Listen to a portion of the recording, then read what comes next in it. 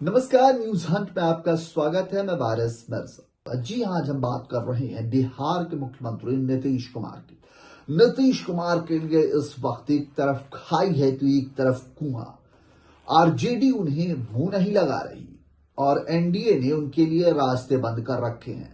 तो ऐसे में नीतीश की छटपटाहट देखने लायक है। आपको बता दें कि नीतीश कुमार कभी पलटी मारकर आरजेडी में चले जाते हैं तो कभी बीजेपी में, लेकिन अब आने वाले लोकसभा चुनाव को लेकर नीतीश की मुश्किलें काफी बढ़ गई हैं। आइए आपको बताते हैं पूरा वाकया। नीतीश कुमार दोराहे पर, इधर कुआं तो उधर खाई। इंडिया अलायंस और एनडीए के बीच फंसी बिहार सीएम की गाड़ी। राजनीति में उतार चढ़ाव स्वाभाविक है, लेकिन बिहार के सीएम नीतीश कुमार के लिए अब उतार चढ़ाव के दिन भी नहीं बचे हैं। जेडीयू की जो दुर्गति 2020 के विधानसभा चुनाव से शुरू हुई, उसका सिलसिला अब भी जारी है। सच कहें तो उससे भी कठिन दौर से नीतीश गुजर रहे हैं। उनको इंडिया अलायंस में भाव नहीं मिल रहा है, एनडीए में भी कोई कुछ नहीं बोल रहा है। ऐसे में नीतीश के सामने इधर कुआं उधर खाई की हालात हैं।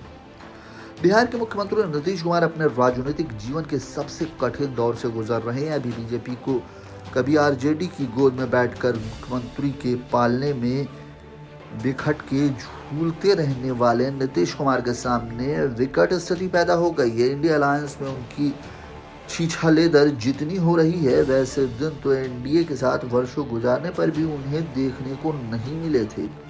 तत्पश्चात भी अब उन्हें वह रुतबा नहीं लौटा सकता जैसे उन्हें एनडीए में हासिल था। नरेंद्र मोदी के पीएम बनने के पहले और बाद में भी चुनौती देकर एनडीए में उतना अपमानित नहीं हुआ जितना इंडिया अलायंस बनाकर उन्हें जलील होना पड़ रहा है। मांझी की माने तो रंग बदलू हैं नीतीश कुमार। पूर्व सीएम जीतन राम मांझी 6 माह पहले तक नीतीश के साथ थे। नीतीश कुमार ने ही उन्हें सीएम बनाया था। उन्होंने इसका जिक्र भी अपने अंदाज में विधानसभा में किया था। उनके उस अंदाज की चौतरफा आलोचना भी हुई थी। मांझी कहते हैं कि नीतीश कुमार रंग बदलते रहते हैं, आगे भी वे रंग बदलने तो किसी को आश्चर्य नहीं होना चाहिए। मांझी कहते हैं कि नीतीश कुमार की नीयत ही ऐसी रही है कि वे समय समय पर अपना रंग बदलते रहते हैं।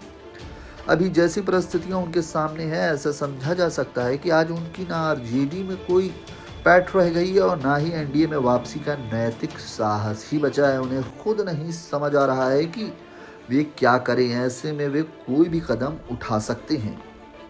राजनीति के अविश्वसनीय चेहरा बन गए सीएम। नीतीश कुमार की पहचान उनकी ईमानदारी, उनके गवर्नेंस और उनके कामकाज के तरीके से एक गंभीर राजनीतिक के रूप में रही है।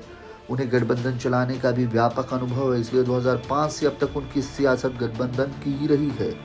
इसके नेताओं की तरह उन पर परिवारवाद या वंशवाद का ठप्पा भी नहीं लगा है। गठबंधन की राजनीति में वो परंपरागत हैं।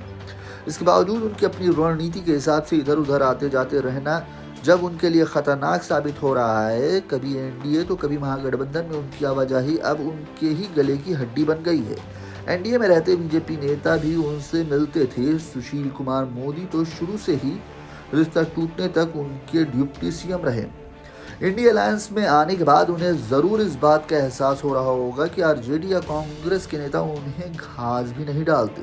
जीतन राम मांझी की जुबानी सुनने को आया है कि दिल्ली में अपने डिप्टी सीएम तेजस्वी यादव से उन्होंने मिलने की कोशिश की, पर उन्होंने मिलने से इनकार कर दिया। बीजेपी ने एनडीए में वापसी का दरवाजा बंद किया। नीतीश कुमार के सामने दूसरा बड़ा संकट ये है कि एनडीए में उनकी वापसी का दरवाजा बीजेपी ने बंद कर दिया। हालांकि बीजेपी को नीतीश कुमार जैसे सहयोगियों की सख्त जरूरत है। बीजेपी अभी तमाशा देखने के मूड में है। नीतीश बीजेपी से सौदेबाजी करते रहे हैं। सीएम की कुर्सी पर दावेदारी उस वक्त भी नहीं छोड़े जब उन्होंने बीजेपी से कम सीटें विधानसभा में मिली। बीजेपी को नीतियों की आलोचना करने का कोई मौका नीतीश नहीं छोड़ते। इसके बावजूद बुरे दिन में बीजेपी ने ही उनका साथ दिया।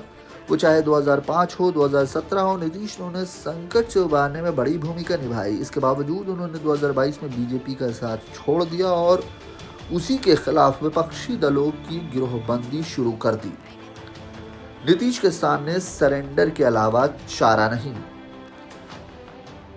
ये भी सच है कि नीतीश के सामने सरेंडर करने के अलावा कोई चारा नहीं। वे अब आरजेडी के आगे हथियार डालें या बीजेपी के सामने सरेंडर करे। बीजेपी उन्हें अपना सकती है, लेकिन अपनी शर्तों पर। शर्तें उनके लिए टेढ़ी हो सकती हैं।